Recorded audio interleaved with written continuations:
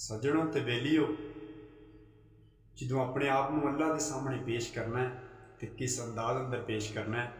हुजूर मियाँ मुहम्मद बख्श साहब क्या खूब लिखते ने, मैं अन्ना ते तिलकण रास्ता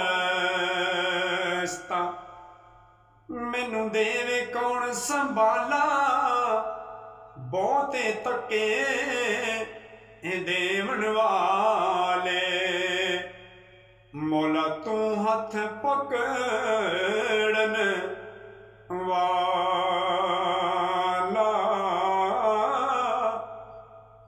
या दिल करे ते थर थर कंबण, उच्चियां शाना वाले रहम करे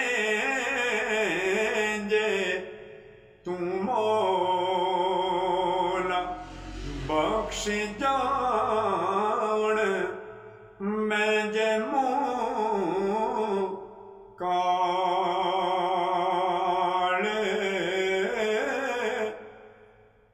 इक नानू रब इतना देवे ओ बस बस करन ज़बानो, इक नानो रब कुछ ना देवे,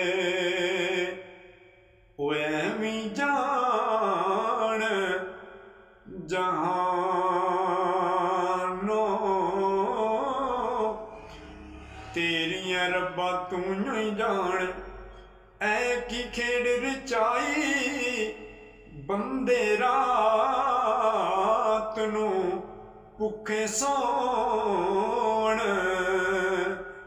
कुत्ते खाण मलाई। वीडियो अच्छी लगे तो चैनल जरूर सब्सक्राइब करें। शुक्रिया।